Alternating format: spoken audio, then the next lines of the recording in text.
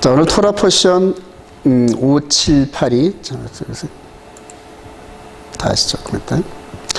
자, 토라 포션 578이 29 아레모트 죽은 후에 따라합시다. 죽은 후에 아레모트. 예, 그래서 토라 포션의 그 제목들이 대개 보면은 그 본문의 핵심되는 그런 말씀을 제목으로 삼아요. 그래서 레위기 16장 1절 시작. 아론의 두 아들이 여호와 앞에 나아가다가 죽은 후에 여호와께서 2절 시작. 여호와께서 모세에게 이르시되 아론에게 이르라 성소에 휘장한 법궤의 속죄소 앞에 아무 때나 들어오지 말고 그리하여 죽지 않도록 해라. 이는 내가 구름 가운데서 속죄소 위에 나타남이라. 아론이 성소에 들어오려면 송아지들을 수제물로 삼고 순양을 번제물로 삼고. 그래요. 자, 우리 레위기 16장 한번 성경으로 한번 가봅시다. 여러분들의 성경을 가지고 이렇게 툭툭 포지션을 잡아야 나중에 다시 성경을 알 수가 있습니다. 레위기 16장 전체가 여러분들 날들 중에는 이스라엘 백성들 중에서 날들, 즉 데이, 날, 맨날 하는 날 중에서 가장 중요한 날이 뭔 날이라고? 욤 키푸르입니다. 욤 키푸르. 가장 중요한 날이. 그래서 그날을 이제 대속죄일이라고 합니다. 대속죄일. 대속죄일. 이게 가장 큰 날이라요. 가장 큰 날.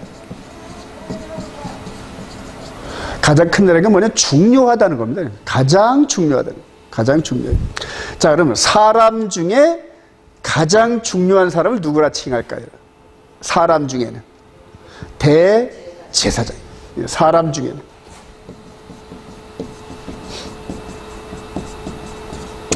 그래서 이 대속죄일이 이스라엘 백성들 중에서는 가장 중요한 날입니다. 그래서 예전에 보면은 욤 키푸르 전제이란 말 들어보셨죠? 그게 욤 키푸르는 이제 여러분들 성경 읽어보시면 안식일 중에 가장 큰 안식일, 욤 키푸르.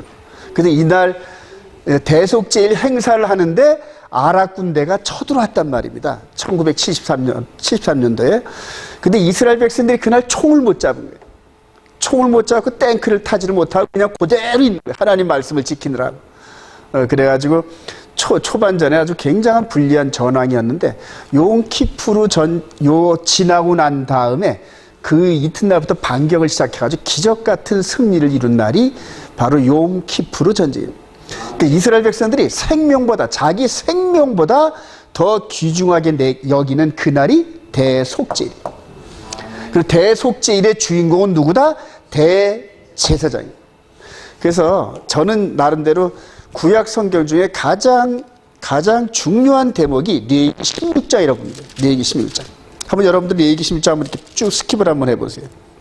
쭉 스킵을 해보시면은 레위기 16장은 대제사장이 욤 키푸르 때에 지성소, 즉 1년 365일 중에 딱 하루 허락된 지성소에 들어가는 날이에요. 지성소에. 그러니까 1년에 딱 한 번 하나님께서 이스라엘 백성들과 친전을 베푸신 날인데, 친히 얼굴을 베푸신 날인데, 이스라엘 백성들의 대표격인 대제사장과 얼굴과 얼굴을 맞대요. 예. 근데 하나님의 얼굴은 안 나타나고 지성소 안에 들어오는 것을 허락하신 날이에요. 그래서 여러분들 레위기 16장을 집에 가셔가지고 이해가 되게끔 100번이고 1000번이고 한번 읽어보세요. 읽어보시면은 이해가 잘 안 되실 거예요. 그런데 요 레위기 16장을 접어놓으시고 어디를 가시냐면 히브리서 1장 한번 갑시다. 히브리서 1장.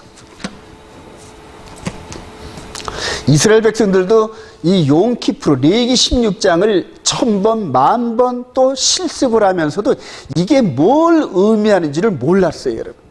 즉 그림자였단 말입니다. 레위기 16장 전체는 그림자였는데 이 그림자의 주인 되시는 분이 나타나기 전까지는 이게 도대체 뭔 소리야 몰랐단 말이에요. 예. 레위기 16장에 대제사장이 지성소에 2번 들락날락 2마리 염소를 이 주사위를 던져서 여호와를 위한 염소, 그 다음에 아사셀을 위한 염소, 이런 식으로 해가지고 그런 행사를 1년에 한 번씩 했는데도 이게 뭘 의미하는지를 몰랐단 말이에요. 즉 그림자는 실체가 와야 완전히 이해를 할 수 있다. 할렐루야. 히브리서 1장 1절 합니다. 히브리서 1장 1절. 옛적에 시작. 옛적에 선자들을 통하여 여러 부분과 여러 모양으로 우리 조상들에게 말씀하신 하나님이 이 모든 날 마지막에 아들을 통하여 우리에게 말씀하셨으니. 그래요. 그러니까 우리 주님이 오시기 이전에 말라기까지의 모든 구약 스토리는 여러 부분과 여러 모양으로 그림자로 나타났는데 실체가 누구시다? 예수 그리스도. 할렐루야. 그러니까 여러 모양 여러 방법으로 계속해서 장차 이 여러 모양과 여러 방법으로 설명하는 주인공을 계속 포커스했어요. 계속 포커싱했어요. 계속 포커싱. 그리고 난 다음에 그림자와 실체가 딱 마주치니까 그때서야 눈이 확 열리는 거예요. 근데 그렇게 눈을 열어주시는 분이 누구다? 성령님이다. 할렐루야. 그래요. 그래서 히브리서 기자가 누군지는 모르겠지만 이 레위기 16장을 깨닫고 그 내용을 전부 다 추석을 다른 겁니다. 추석. 그래요. 추석을 다른 거예요. 해석을 한 거란 말이에요. 해석을. 그 이전까지 이게 뭔 소리인지 몰랐는데 이게 바로 그리스도 예수 안에서 실제적으로 이루어지는 것이구나 하고 깨달았단 말이에요. 그리고 이제 중간중간 결론을 냈는데 한번 볼까요, 여러분? 자, 우리 히브리서 8장. 이제 히브리서 1장부터 쭉 설명을 해 나갑니다. 이렇게 해서 저렇게 해가지고 대제사장이 뭐 어쩌고 저쩌고 이렇게 설명을 하는데 중간에 또 한 번 강조를 해요. 히브리서 8장 1절. 시작. 지금 우리가 하는 말의 요점은 이러한 대제사장이 우리에게 있다는 것이라. 그는 하늘에서 지키신 이의 보좌 우편에 앉으셨으니. 이렇게 나오잖아요. 그러니까 중간중간 설명을 하는데 그대로 잘 따라오지를 못하는 것 같아. 그러니까 내가 지금 하는 말의 가장 큰 요점은 이런 대제사장이 우리에게 있다는 거다, 이런 얘기란 말이에요. 즉 레위기 16장의 전체는 아론 대제사장의 이야기란 말입니다. 근데 아론 대제사장의 이 얘기는 그림자였다. 모형과 그림자였다. 그리고 실제로 오신 분이 십자가에 달려 죽으신 예수 그리스도시다. 할렐루야. 그리고 그분은 바로 우리의 대제사장이라는 얘기. 아론이 대제사장 역할을 했던 것처럼 지금 대제사장의 역할은 뭐냐? 백성들의 죄를 소멸시키는 거라. 1년에 한 번씩 지성소에 들어가서 하나님께서 이렇게 말씀을 하셨는데 그 말씀을 온전히 따르지 못한 선민들, 이스라엘 백성들의 죄를 몽땅 다 끌어서 대제사장이 끌고 들어간단 말이에요. 그래서 하나님 앞에 그것을 내놓고 보따리채로 풀어놓고 용서함 받는 날이다. 할렐루야. 그 역할을 아론 대제사장이 모형과 그림자로 했는데 실제 되시는 그분이 즉 멜기세덱 반차의 대제사장 예수 그리스도께서 이제 그 일을 이루시기 위해서 땅에 있는 지성소가 아닌, 히브리서가 기록될 때는 아직 성전이 있었단 말입니다. 저 보이는 성전 거기가 아닌 하늘 지성소에 들어가셨다. 할렐루야. 그래요. 눈에 안 보이는 얘기란 말이에요. 그 얘기를 쭉 설명을 하는데 히브리서의 밑그림이 봐도 레위기 16장이란 말이에요. 그럼 여러분들 레위기 히브리서 전체를 올바로 이해를 하려면 밑그림된 레위기 16장을 100% 이해를 해야 돼요. 100% 이해를 돼요. 예. 그러니까 레위기 16장의 이 밑그림이 없이 히브리서를 아무리 백날 설교해도 무슨 말인지 말하는 자신도 모르고 듣는 사람은 더 몰라. 목사인 제가 예전에 히브리서를 설명을 하는데 레위기 16장을 이해하지도 못한 상태에서 글자적으로 문자적으로 헬라어적으로 아무리 연구해서 해도 나도 나중에 무슨 말인지 모르겠어. 내가 무슨 말을 했지? 그래요.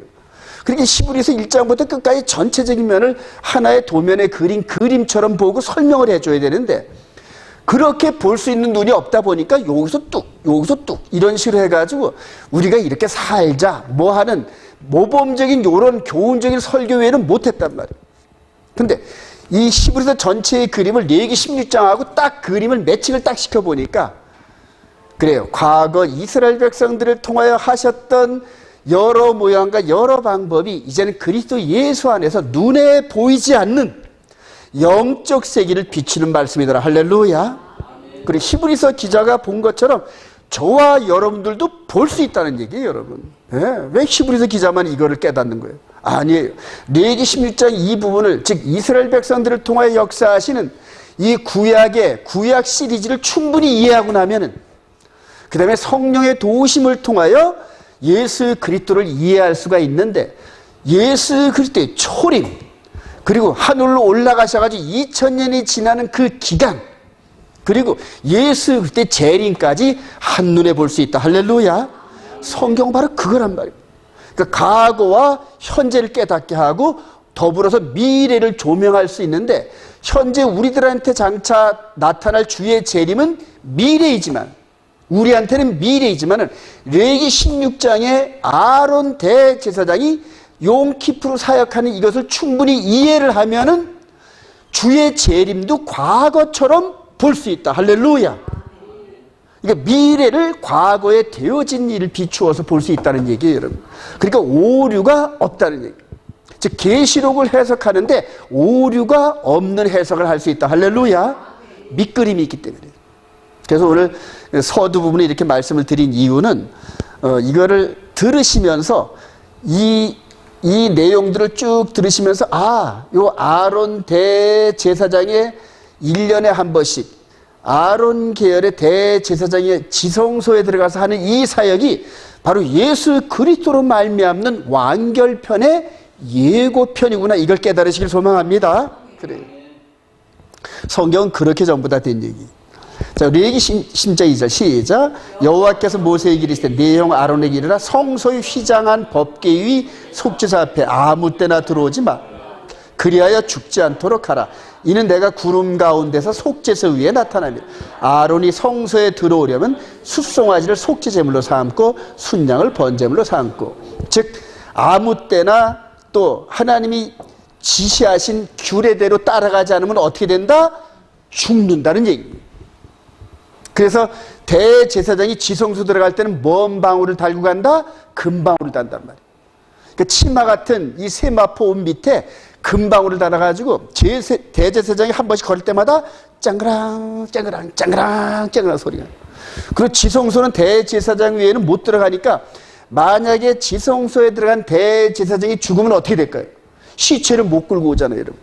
그러니까 딸랑딸랑 소리가 안 나면은 죽은 거나 마찬가지란 말이에요. 그럴 때 대제사장 지성소 들어갈 때 발에다 뭘 묶고 들어간다? 밧줄을 묶고 들어가요. 밧줄을 묶고. 근데 지성소 안에서 죽으면은 끄잡아내려, 끌어내가지고. 이제 그런 전승들이 이제 이스라엘 백성들 통해 있더란 말이에요. 이거 죽었어요. 나답과 아비후가 하나님이 명하신 불이 아닌 다른 걸로 들이다가 죽었잖아요. 레위기 10장에서요. 그 후에 이런 그 지성소 들어가는 그런 법규를, 즉 토라를 세우신 거예요. 그래서 아론 대제사장이 지성소에 한번 들어가려면은 머리서부터 관유를 붓고 목욕을 하고 새 옷을 입고 그리고 하나님 앞에 거룩한 모습을 하고 난 다음에 들어간다는 얘기예요. 자, 이런 것들이 전부 다 레위기 16장의 대제사장 사역 가운데 적혀 있는데, 이 부분 그대로 지금 우리 주님께서 그대로 행하시는데, 히브리서 9장 7절 시작. 둘째 장막은 대제사장이 홀로 1년에 한 번 들어가되 자기와 백성의 희생을 위하여 드리는 피 없이는 아니하나니 성령이 이로써 보이신 것은 첫 장막이 서 있을 동안에는 성소에 들어가는 길이 아직 나타나지 아니한 것. 자, 여러분들 지금 히브리서 기자가 이런 내용들을 지금 하나하나 대제사장 움직임하고 예수 그리스도의 움직임하고 매칭을 시키고 있는 거지.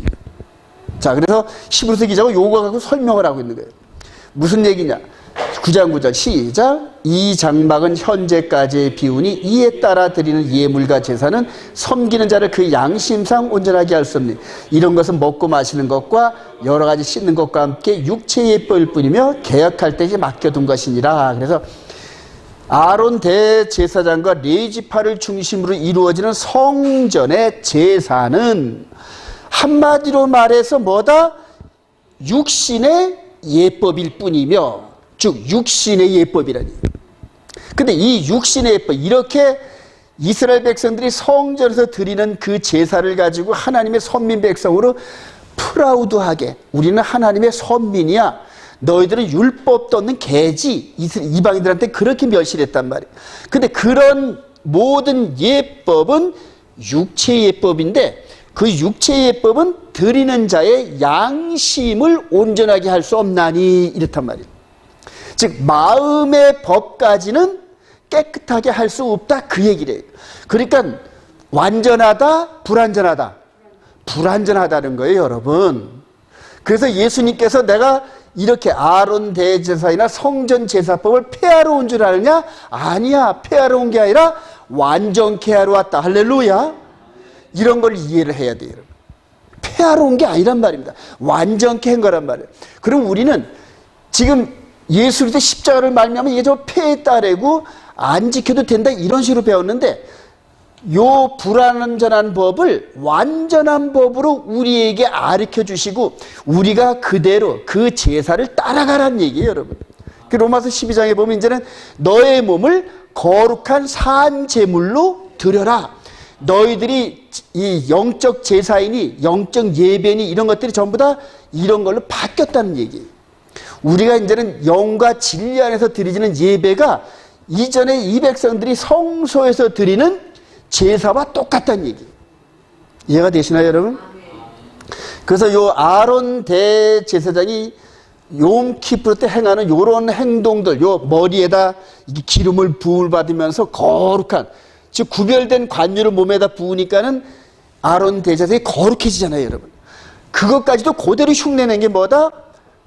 예수님께서 유월절 전에 마리아의 집에 들어갔더니 마리아가 300데나리온 되는 나드 한 옥합, 어마어마한 비싼 그 옥합을 어디다 붓는다? 머리에다 붓잖아요, 여러분.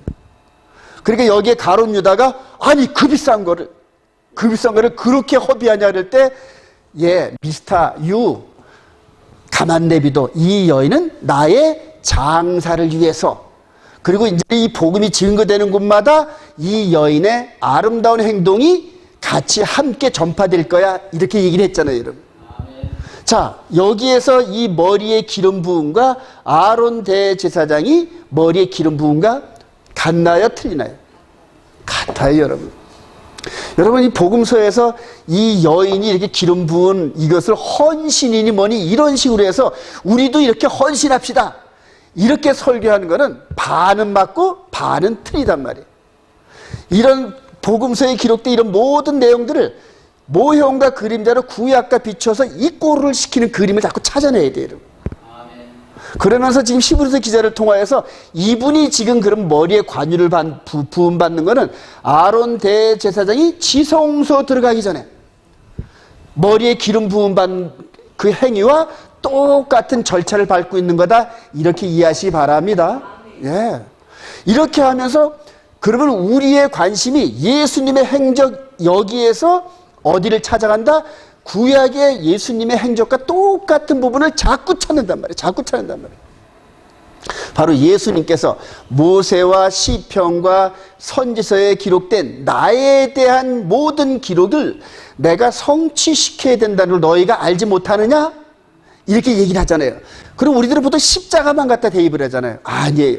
십자가 이전에 있었던 모든 일들을 대입하는 흐름을 찾아보고 또 십자가 이후에 되어지는 미래의 그림을 찾아보는 거란 말이에요. 그렇게 해서 찾다 보면 성령께서 우리를 감동시켜서 하나님을 아는, 하나님의 구속의 경륜을 깨닫는 지혜를 주시면서 그렇게 우리 주님께서 원하시는 그러한 우리들에게 교훈으로 주시는 삶으로 우리도 모르게 빨려 들어갑니다, 여러분.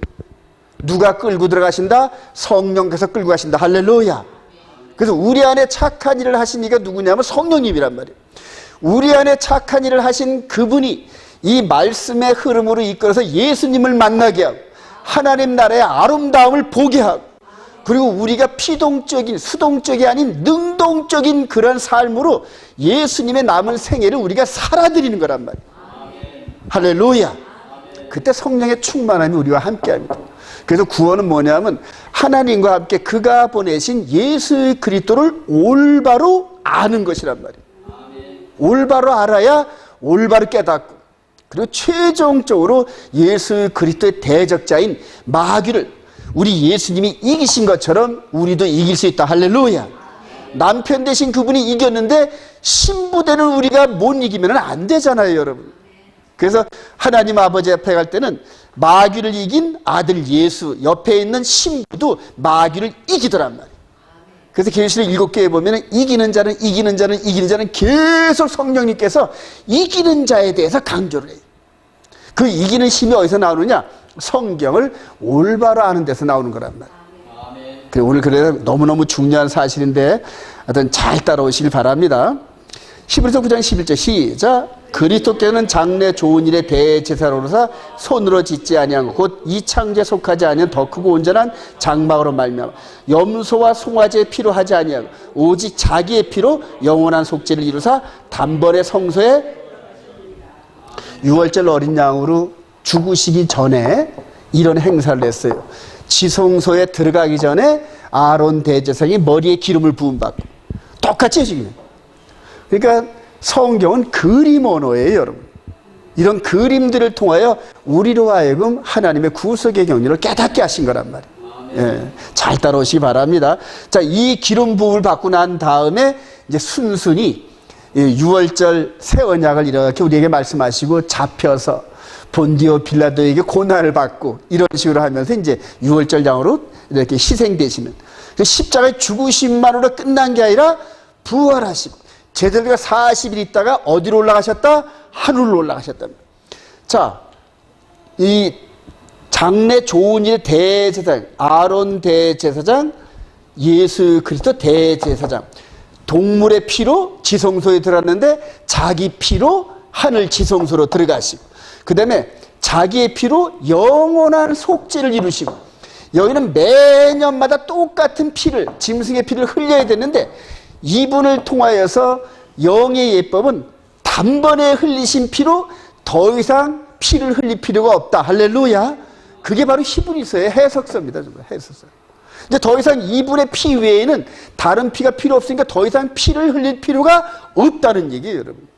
그러니까 이 제사가 더 이상 필요치 않다 이런 얘기란 말이에요. 자, 이제 내부적으로 한번 들어가 볼까요? 대속죄가 대제사장에서 제일 먼저 하는 게 자신을 먼저 속죄해야 돼요. 아론 대제사장도 우리가 똑같은 죄인이다. 그러니까 자신을 먼저 속죄를 해야 하나님을 만날 수 있는 길이 열린단 말이에요.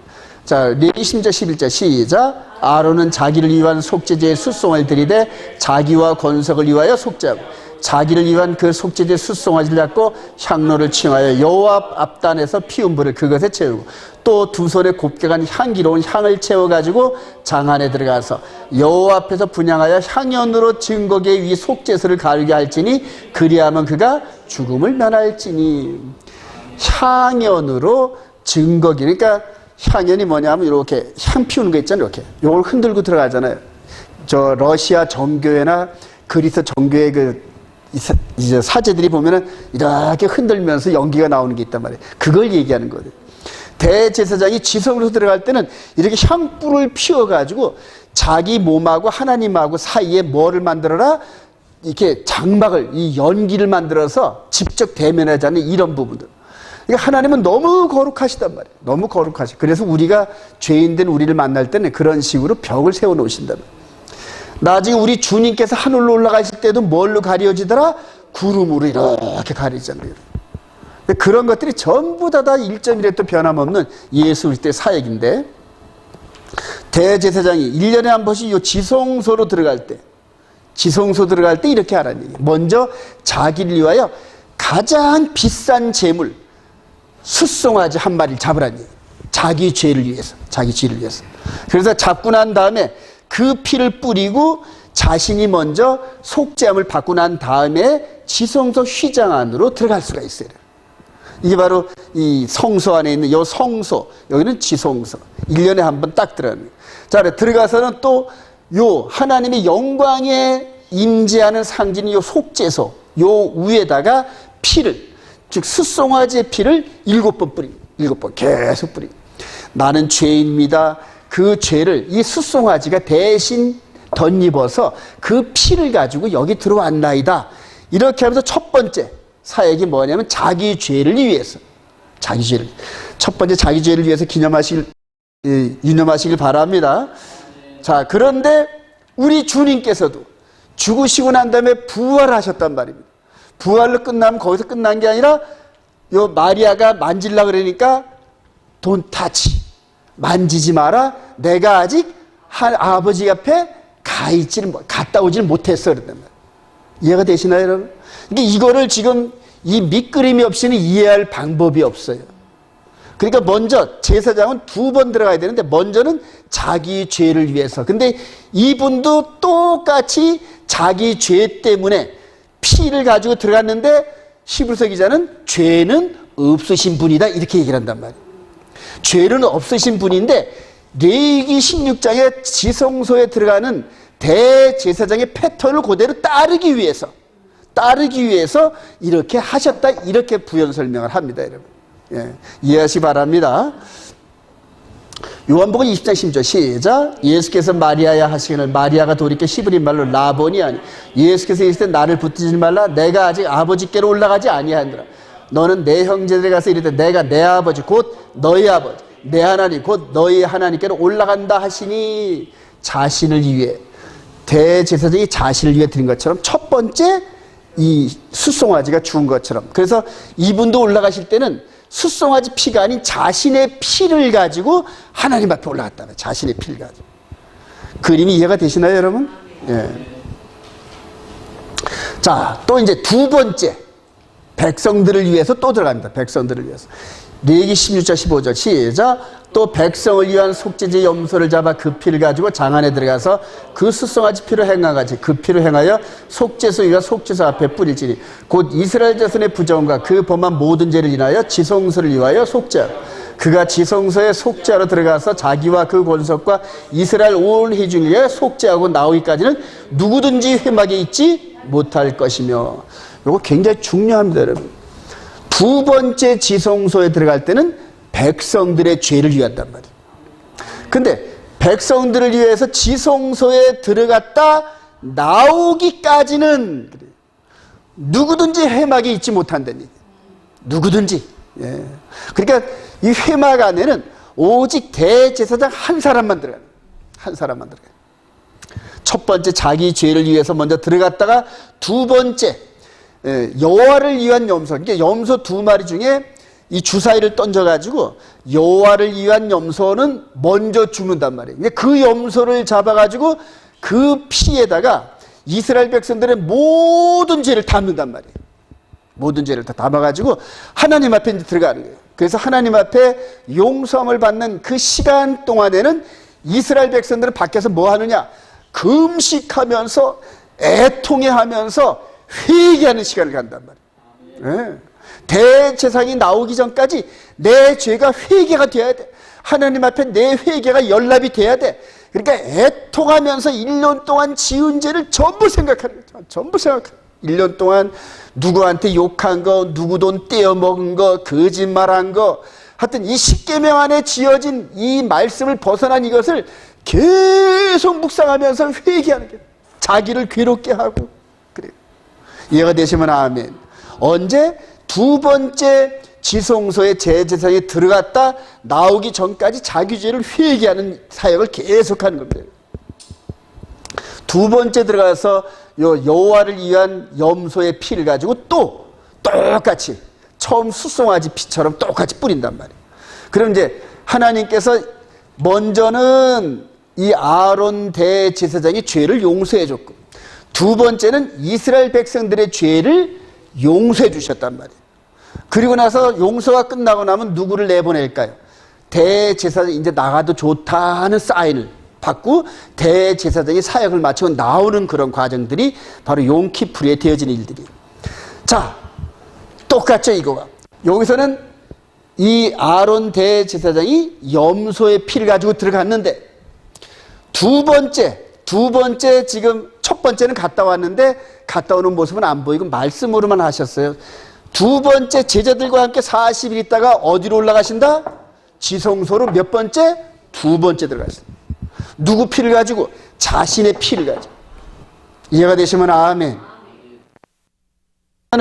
이 두 번째 들어가시는 것은 누구를 위한 속죄다?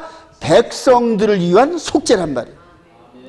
자, 우리 주님께서 지금 2000년 전에 지금 이렇게 하늘로 올라가시면서 천사가 옆에서 뭐라 그랬죠? 너희들 왜 지금 하늘을 보고 있니?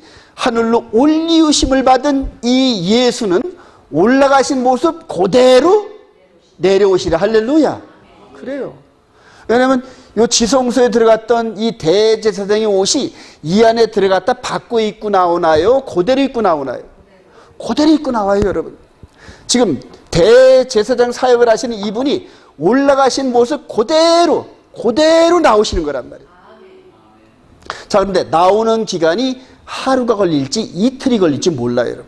그건 하나님 마음이란 말이에요. 하나님께서 이제 됐다 사인이 떨어져야 나올 수 있는데 그것을 하루 24시간 만에 끝낸다? 아니에요. 그 정한 시간은 누구 마음대로?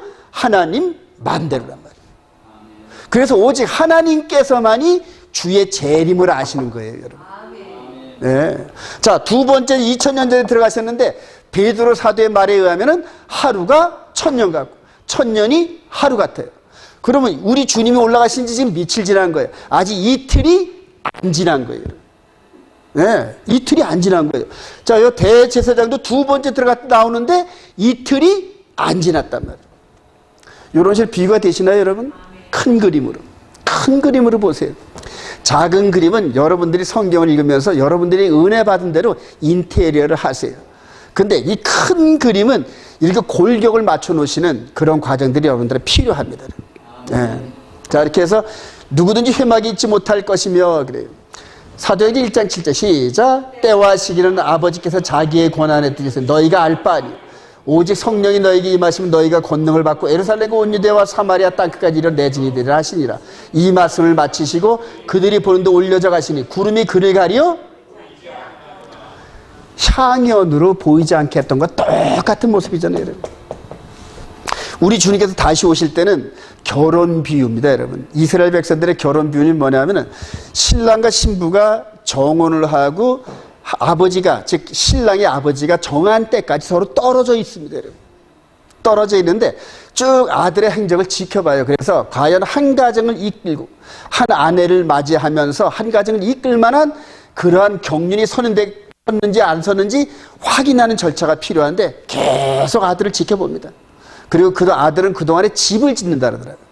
집을 짓고 신부와 함께 살 집을 짓는다 하더라고요. 쭉 지켜보다가 어느 날 갑자기 아들을 불러서 이제 내 신부 데려와라 그렇게 명한답니다. 아들이 이제는 가장 역할을 할 만큼 됐다 싶으면 그때 가서 신부를 데려오라는데, 이제 그런 패턴으로 하나님 보호자 우편에서 지금 백성들을 위하여 간구하고 계시잖아요, 여러분. 이 대제사장은 들어가가지고 나이가 너무 많다 보니까 졸기도 해요, 때로는. 지성소에 들어가서 존답니다, 여러분. 그럼 밖에서 막 소리 지른대, 졸지 말라. 예. 자, 근데 이분은 졸지도 않으시고, 이해가 되시면 아멘. 저와 여러분들, 예수 그리스도 안에 새 언약을 맺은 저와 여러분들, 신부들을 위해서 계속적으로 중보하시면서, 우리 사랑하는 안혜정 집사가 예를 들어서 마음의 이 라인을 벗어나려고 막 하면은 이분이 기도하시면서 애타하시면서 성령이 탄식하면서 우리가 죄를 지려고 마음만 먹어도 성령께서 근심을 하시면서 이런 식으로 우리의 거룩한 라인을 지키고 계시는 게 지금 현재 진행형이라. 저거 보이시나요? 이렇게 이 용키푸르 때의 대제사장 사역과 함께 지금 매칭을 시키는. 이분이 다시 오실 날이 오신다고 이렇게 약속하신 그때부터 2000년이 흘렀어요. 2000년이 여러분. 그리고 다시 오실 때의 징조를 마태복음 24장에 자세하게 기록해 놨어요. 마태복음 24장에. 그러니까 내가 다시 올 때쯤 되면 이 세상의 삶의 여건, 환경과 이런 것들이 이렇게 될 거야. 즉 노아의 홍수 때처럼 죄악이 만연하고 진리가 무너지고 하나님 말씀이 땅에 떨어지고 그래요. 다음 주에는 이 거룩에 대한, 카도심에 대한 이런 얘기인데 여러분들 미리 한번 읽어보세요. 레위기 18장, 레위기 19장, 20장, 21절에 보면은 20장 세 구절을 보면은 거기에 지금 현재 만연하는 동성애 이런 거 금지하는 법, 그다음에 동물과 간음하는 그러한 그런 법들 이런 것들이 전부 기록되어 있습니다. 지금 이 세대에 보면은 반려견 이런 것들이 수없이 많잖아요, 여러분. 여러분들 이 읽어보면은 우리 인간들의 내면의 악함과 이런 것들이 이 마지막 때 어마어마하게 지금 드러나고 있는데 그런 것들을 지금 3,500년 전에 모세를 통하여 미리 토라를 통해 계속 경고하시고 그래요. 이런 것들 한번 미리 읽어오시기 바랍니다. 자, 대속죄일과 두염소 이게 너무너무 중요합니다. 또 자 집중하시기 바랍니다. 레위기 16장 7절 시작. 또 그 두염소를 가지고 회막문 여호와 앞에 두고 두염소를 위하여 제비 뽑되 한 제비는 여호와를 위하여 한 제비는 아사셀을 위하여 할지라. 아론은 여호와를 위하여 제비 뽑은 염소를 속죄제로 드리고 아사셀을 위하여 제비 뽑은 염소는 산채로 여호와 앞에 두었다. 그것으로 속죄하고 아사셀을 위하여 광야를 보낼지니라. 두 마리 염소예요. 그래서 제비를 뽑아가지고 뽑히는 게 여호와를 위한 이렇게 그 염소로 뽑힌 거를 먼저 잡으라는 얘기. 먼저 잡으래. 백성들의 죄를 위해서 먼저 잡는. 그 나머지 한 마리는 뭐 하냐? 산채로 묶여 있다가 대제사장이 두 번째 들어갔다 나오고 나면은 이스라엘 백성들의 모든 죄를 고백해가지고 안수를 해 여기다. 그러니까 죄를 떠넘기는 거지. 그리고 정한 사람으로 하여금 절벽에서 떨어뜨려 죽이는 이런 퍼포먼스가 대속죄에 있어요. 자, 여호와를 위하여 먼저 선택한 염소는 그 피를 가지고 대제사장이 이미 들어갔어요. 들어가가지고 지금 나오기 직전에 있고 나오고 나면은 대제사장과 아사셀 염소 이 16절 20절 시작. 그 지성소와 회막과 제단을 위하여 속죄일을 맞춘 후에 살아있는 염소를 드리되 아론은 그의 두 손으로 살아있는 염소의 머리에 안수하여 이스라엘 자손의 모든 불의와 그 범한 모든 죄를 아뢰고 그 죄를 염소의 머리에 두어 미리 정한 사람에 맡겨 광야로 보낼지니 염소가 그들의 모든 불의를 지고 접근하기 어려운 땅에 이르거든 그는 그 염소를 광야에 놓을지라. 이게 매년마다 한 번씩 있는데 성전산에서 20km 정도 떨어진 절벽이 있답니다. 자, 그게 아사셀 절벽이라 그러더라고요. 아사셀 절벽. 한 번도 못 가봤는데 이제 다음에 예루살렘 가면 한번 가봐야겠어요. 뭔 얘기냐면 먼저 여호와를 위한 염소는 죽어가지고 이미 없어졌어요. 죽어가지고 아직 살아있단 말이에요. 살아있는, 즉 아사셀을 위한 염소는 대제사장이 나온 후에까지도 살아있단 말이에요. 근데 나오고 난 다음에는 머리에다 안수하래. 그러니까 하나님께로부터 용서받은 이스라엘 백성들의 죄를 몽땅 다 손에 담아가지고 여기 아사셀 염소 머리 위에다 대고 고백을 하고 전부 다 죄를 뒤집어 씌우는 거예요.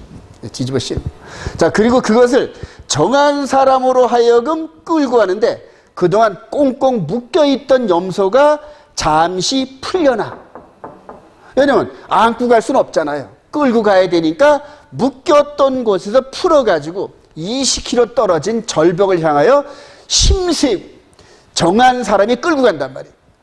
끌고 가는 20km 가는 게 보통 이게 얼마 걸릴까요? 짐승을 가려면 보통 한나절?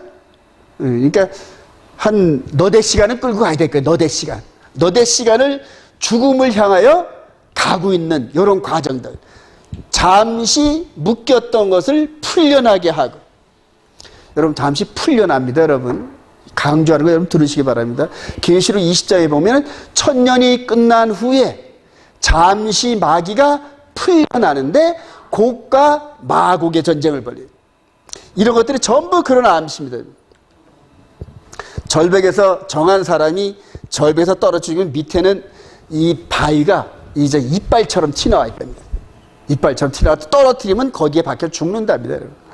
이게 만약 살아서 도망가면 어떻게 될까요?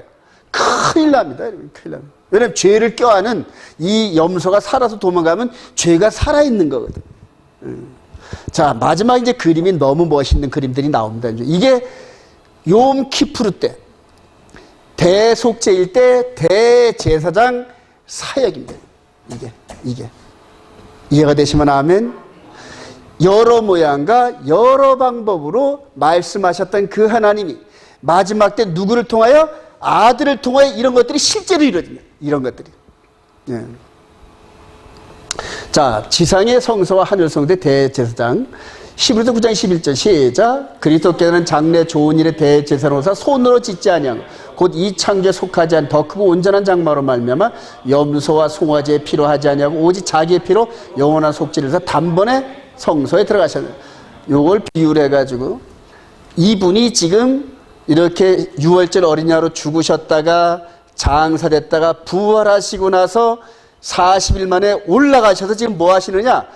대제사장이 지금 하나님과 함께 이스라엘 백성들의 죄를 위해서 사역을 하시는 것처럼 예수 그리스도, 즉 멜기세덱 반차의 예수 그리스도께서 지금 사역을 하고 계시는 중이다. 할렐루야. ing, 현재 진행형이란 말이에요. 예. 즉 예수님께서 하늘에 올라가셔서 2000년에 올라가셨는데 맨날 그날이네.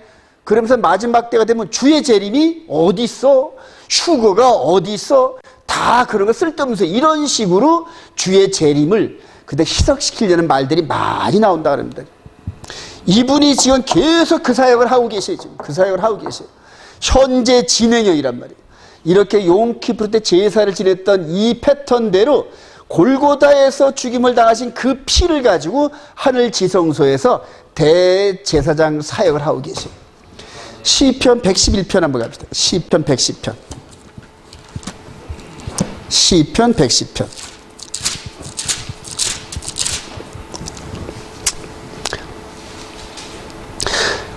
주님이 오시기 약 1000년 전에 다윗을 통하여 성령으로 보여주신 거예요. 시편 110편 1편 시작. 여호와께서 내 주에게 말씀하시를 내가 네 원수들로 내 발판이 되기 하지 너는 내 오른쪽에 앉아있으라 하셨도다. 여호와께서 시온에서부터 주의 권능의 일을 내보내시니 주는 원수들 중에서 다스리소서. 주의 권능의 날에 주의 백성이 거룩한 옷을 입고 즐거이 헌신하니 새벽 이슬 같은 주의 청년들이 주께 나오는도다. 여호와는 맹세하고 변하지 아니하시리라 이르시기를 너는 멜기세덱의 서열을 따라 영원한 제사장이라 하셨도다. 할렐루야. 그래. 아론 계열의 대제사장, 멜기세덱 반차의 대제사장. 멜기세덱은 창세기 13장에서 14장인가요? 거기서 아브라함이 롯을 구하고 도는 과정에서 왕의 계곡에서 멜기세덱 대제사장을 만납니다. 그리고 멜기세덱, 그러니까 샬롬 왕 멜기세덱 왕을 통하여서 하나님께 영광을 돌려라. 그리고 11조를 바쳤습니다. 그 멜기세덱 반차를 따라 이분이 대제사장이 되시가 유념하시기 바랍니다. 그래요. 그래서 이제 히브리서에 보면은 멜기세덱에 대하여는 그는 태어난 기록도 없고 죽은 기록도 없고 하나님의 아들과 방불하는 이런 식으로 이제 이런 부분을 영적으로 해석을 해요. 이런 분이 우리의 대제사장으로 있다는 게 너무너무 중요하다고 히브리서 기자가 지금 강조하고 있는 거죠. 저와 여러분들은 지금 이 아론 계열의 이걸 따르는 게 아니라 멜기세덱 반차의 이걸 따르는 줄 믿으시기 바랍니다. 너무 중요합니다. 이게 생명의 성령의 법이에요. 히브리서 7장 11절 시작. 레위 계통의 제사 직분으로 말미암아 온전함을 이룰 수 있었으면 백성이 그 아래서 율법을 받았다. 어찌하여 아론의 반차를 따르지 않고 멜기세덱의 반차를 따라 다른 한 제사장을 세울 필요가 있느냐. 제사 직분이 바뀌었은즉 율법도 반드시 바꾸어지리니. 그래요. 제사 직분이 육신적인 아론 계열의 대제사장과 레위 지파가 더 이상 제사장이 아닌 이분의 대제사장이란 말이에요. 대제사장이 있으니까 누가 또 있어야 돼요? 왕 같은 제사장이 있어야 돼요. 그러니까 대제사장과 함께 제사장 역할을 하는 사람이 있어야 하나님 나라의 온전한 법이 되는 거예요. 그래서 이 베드로 사도는 우리들을, 예수 그리스도를 영접한 우리들을 왕 같은 제사장이래요. 그러니까 이분의 법을 따르는, 즉 이 예수 그리스도의 이 반차를 따르는 제사장이 바로 저와 여러분 예수 믿는 자들이 되시는 거 믿으시기 바랍니다. 이방인뿐만 아니라 이스라엘 백성 가운데도 예수를 믿으면은 그분도 이제는 제사장이란 말이에요. 그러니까 이 영적인 흐름의 제사법을 여러분들이 충분히 이해를 하셔야 돼요. 그래서 제사 직분이 바뀐 거지 토라가 폐해진 게 아니란 말이에요. 토라, 즉 이 백성들에게 주어지는 제사법과 이런 것들이 폐한 게 아니라 바꾸어졌다는 얘기예요. 예, 바꾸어진 그 법. 그래서 저와 여러분들이 계명도 폐하고 율법도 폐해서 이거는 신학적으로 잘못 해석한 거예요. 제사 방법이 바뀌었은 즉 율법, 즉 율법의 방법도 바뀌었던 거지 폐한 게 아니란 얘기예요. 이해하시기 바랍니다. 바울 사도가 로마서에서 얘기한 게 율법의 행위로는 안 된다는 얘기예요. 즉 이런 아론 계열의 레위 계열에 있는 짐승 제사법 갖고는 안 되니까 예수 그리스도로 말미암는 영의 예법을 우리들에게 주신 거다, 이렇게 설명한 게 바로 로마서입니다, 여러분. 그러니까 율법의 행위가 아닌 믿음의 행위란 말이에요. 믿음의 행위. 즉 율법, 즉 보이는 율법은 불완전하기 때문에 완전한 율법, 즉 믿음의 법, 할렐루야, 이게 생명의 성령의 법이에요. 네. 그러니까 밑그림이 없이 전부 다 바울 사도가 말한 이런 것들을 해석을 하려니까 엉뚱한 해석을 해요. 그래서 이스라엘 백성들이 지켰던 법은 더 이상 필요 없고 계명도 필요 없고 오직 예수만 믿으면 구원 얻었습니다, 할렐루야, 이러고 끝이란 말이에요. 아니에요, 여러분. 이제부터 구원의 여정, 즉 영의 구원의 세계로 이분이 인도하는 대로 따라만 가야 돼요. 이분이 인도한 대로. 네, 그걸 우리가 놓친 거예요. 그걸. 그래, 영원 구원의 믿음에 들어섰다, 이렇게 강조하잖아요. 영원 구원의 믿음. 그래. 자, 이제 한일회와 두 염소의 실체, 이 부분을 이제 여러분들 늘 제가 강조하는 전 3년반과 후 3년반 갖고 얘기를 할게요. 자, 고난받는 메시아는 초림입니다. 초림인데 대표적으로 전 3년반의 예수님의 사역은 뭐냐면 죽으시고 부활하고 하늘로 올라가신 거란 말이에요. 그래서 두 염소 중에 여호와를 위하여 먼저 선택받은 염소처럼 피를 흘려 죽어야 된단 말이에요. 이게 대표적으로 전 3년반 사역이에요. 예수님의 사역이에요. 42달 동안의 사역의 여정이 바로 유월절 양으로, 즉 여호와를 위하여서 먼저 선택받은 염소처럼 피 흘려 죽는 사역을 42달 동안 준비하신 거예요. 그리고 한일의 중간에 십자가를 통하여 죽으시면서 이전에 있던 이 법을, 이 제사와 예물을 폐하시고, 이 얘기란 말이에요. 이해가 되시나요? 예, 자주 들은 분들은 이해가 될 거예요. 자, 이런 사역을 했고 머리에 기름 부음 받았죠? 죽으시고 올라가셨죠? 이게 지금 우리 예수 그리스도께서 전 3년반의 대제사장 사역을 하신 거예요. 이거는 이미 과거란 말이에요. 과거. 자, 다니엘서 9장 27절 시작. 그가 장차 많은 사람들과 더불어 한 일해 동안에 언약을 굳게 맺고 그가 그 일의 절반의 제사 예물을 금지할 것이며 또 포악하여 가증한 것이 날개를 의지하여 설 것이며 또 이미 정한 종말까지 진노가 황폐하게 하는 자에게 쏟아지라 하니라. 여러분들 지금 여기 파란색까지는 다니엘이 전 3년 반 동안 메시아가 하는 사역을 이렇게 대상식으로 표현한 겁니다. 대상식으로 전 3년 반. 자, 그럼 이제 묶여있는 아사셀 염소와 사탄 역할이란 말이에요. 이분이 즉 대제사장에 들어갔다 나올 때까지 아사셀 염소가 살아있을까요? 죽을까요? 살아있단 말이에요. 자, 그런데 우리 주